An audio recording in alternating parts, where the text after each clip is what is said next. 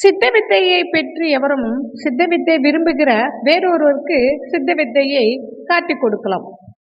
சித்த வித்தையை கொடுப்பவரும் பெற்றுக்கொள்பவரும் ஒரு அறைக்குள் போக வேண்டும். அப்போது முன்னதாக வித்தை பெற்றுக் கொண்டவர்கள் யாரேனும் உள்ளவர் விரும்பினால் அவர்களும் வந்திருக்கலாம். அவ்வறையில ஒரு குத்து விளக்கில் 5 திரிகள் போட்டு தீபம் ஏற்றி வைக்க வேண்டும். அவ்விளக்கின் பக்கத்தில் 2 பேர்கள் முகத்தோடு முகம் பார்த்து உட்காரத்தக்கதாக தெற்கு வடக்காய் ஒரு பாய் விரிக்க வேண்டும். வித்தை கொடுப்பவர் தெற்கு முகமாகவும் அவர் முன்பாக வாங்குபவர் வடக்கு முகமாகவும் பார்த்து சம்மணம் போட்டபடி சுகாதானத்தில் நூலின் சுவாமி படம் பார்க்க மாதிரி உட்கார வேண்டும்.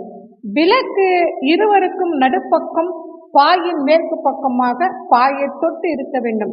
விளக்கு பிரகாசமாக எரிய வேண்டும். அவ்வறையில வித்தையை பெற்று கொண்டவர்கள் இருந்தால் இத்தருணத்தில் வித்தை பெறுவரின் பின்பக்கம் தனியாக மற்றொரு பாயில் இருந்து கொள்ள வேண்டும். யாருமே உள்ளே வந்தால் பிராணயாமம் கேட்கும்படியாக செய்யக்கூடாது. வித்தையை காட்டி கொடுப்பவர் வாங்குபவரை நேரே நிமிர்ந்திருக்க செய்து சித்தவேத புத்தகத்திற்கும் படத்தில் காட்டிய விதம் முத்திரை பிடிக்க செய்த பின் தானும் அதே போல் இருந்து கொள்ள வேண்டும். வித்தையை வாங்குபவரிடத்தில் வித்தையை காட்டி கொடுப்பவர் தன் முகத்தை பார்க்க சொல்லவும் அதன் பிறகு தான் ஒரு முறை பிராணயாமம் செய்து கீழே காணும் சத்திய வாசகத்தை வாங்குபவரால் சொல்ல செய்ய வேண்டும். முதலில் கொடுப்பவர் சொல்லி 2வது வாங்குபவர் சொல்ல வேண்டும். சத்திய வாசகம் எப்படி எனில், நாம் இன்று முதல் மனதாலும் வாக்காலும் கர்மத்தாலும் சத்திய விரோதமாக யாதொன்றும் செய்ய மாட்டோம். நிராபரதியான ஆத்மாவே சாட்சி. இந்த சத்திய வாசகத்தை மேற்குறித்தவாறு ஒவ்வொரு பாகமாக சொல்லி முடிப்பது உத்தமம். மற்ற எவ்வித சடங்கும் தேவையில்லை. அதன் பிறகு வித்தையை கொடுப்பவர் வாங்குவோருடைய புருவ மத்தியில் தனது வலது கையின் பெருவிரலால் தொட்டு லேசாக ஊன்றி கொண்டு அவருடைய வலது காதில் வினயத்துடன் மெதுவாக 3 தடவை பிராணயாமம் செய்து கேட்பிக்க செய்ய வேண்டும். அப்போது வித்தையை வாங்குவோருடைய பிராணன் உணர்வதாகும். அப்படி உணராத பட்சம் அதே போல இடது காதிலும் செய்ய வேண்டும்.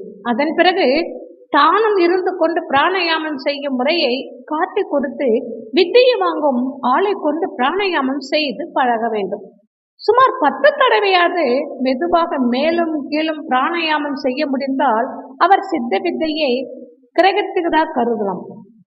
ஒரு பொழுதும் சிறியதாகவோ குறுகியதாகவோ பிராணயாமம் செய்யவோ கடினமான சப்தத்துடனோ பல கோஷ்டிகளுடனோ பிராணயாமம் காட்டி கொடுக்கவோ செய்ய வைக்கவோ கூடாது.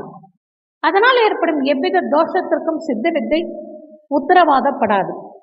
எப்பொழுதும் வினயமாகவும் மேலும் கீழும் ஒரே விதமாகவும் கூடிய வரையில் நீட்டியும் சப்தம் குறைவாகவும் இடையே நிறுத்தாமலும் நெஞ்சோ மற்ற பாகங்களோ அசையாமலும் தான் வித்தையை அபியாசம் செய்ய வேண்டும்.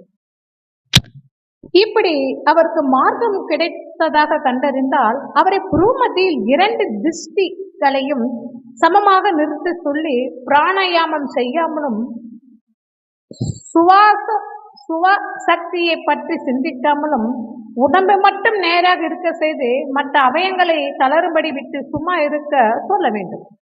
அத்தருணத்தில் அவ்வரையில் எவருமே பிராணயாமம் செய்யவோ மற்ற ஏதாவது சப்தங்களோ அங்கு கேட்கத்தக்க வண்ணம் ஏற்படுத்தவோ செய்யலாகாது.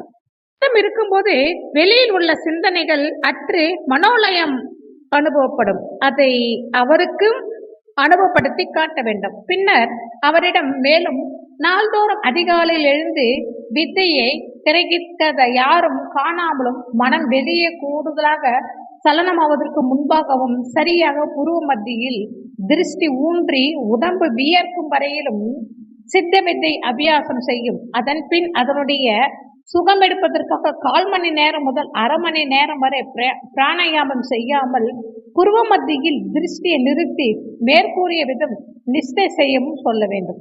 இவ்வாறு அவர் மாலையிலும் சௌகரியமுள்ள மற்ற நேரங்களிலும் பயிற்சி செய்ய வேண்டும். இறுதியில் வித்தை வாங்கியவரை கொண்டு ஒரு தடவை விளக்கை வலம் வர செய்விக்கவும். புருவ மத்தியில் கைகூப்பி ஆத்ம நமஸ்காரம் செய்த பிறகு எல்லோரும் அந்த அறையிலிருந்து போகலாம். சித்த வித்தையை காட்டி கொடுப்பவரும் வாங்கியவரும் சுவாமிகள் உடையவும் சமாஜத்தினுடையவும் வெளியீடுகளை சரியாக படித்து அறிந்திருக்க வேண்டும். நன்றி.